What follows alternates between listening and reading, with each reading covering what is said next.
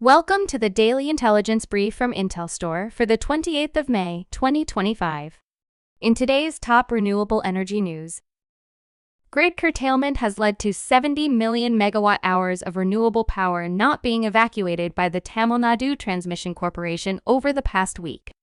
State authorities said decrease in power demand due to change in weather led to the drop in evacuating renewable power. The state's demand stood at 13.986 megawatts on Tuesday, while on Monday, the power consumption was more than 322 million units.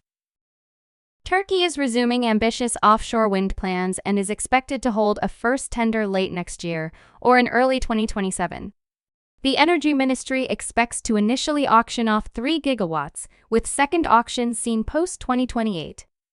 Last year, Turkey added 1.3 gigawatts in new onshore wind, bringing its cumulative capacity for wind on land to 13.8 gigawatts.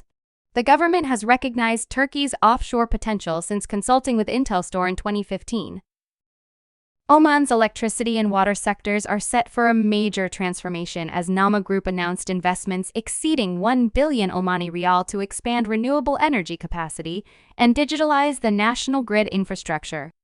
At its annual media briefing held recently, senior officials from various Nama subsidiaries outlined key initiatives aimed at reducing carbon emissions, improving energy efficiency, and enhancing grid reliability across the Sultanate.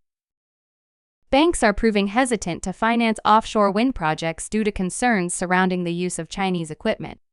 Security concerns, a lack of precedent, and doubts that China-based equipment manufacturers can provide sufficient guarantees around performance have led would-be financiers to sit on their hands before plugging in cash. Banks are waiting for equity investors and private capital to move first to de-risk future investment ahead of any debt financing. Legislation in the U.S. state of Texas that would have added several layers of regulation to new wind and solar power facilities missed a key deadline Saturday and is unlikely to pass this year. Senate Bill 819 would require new utility-scale wind and solar plants to undergo Public Utility Commission approval and public notice.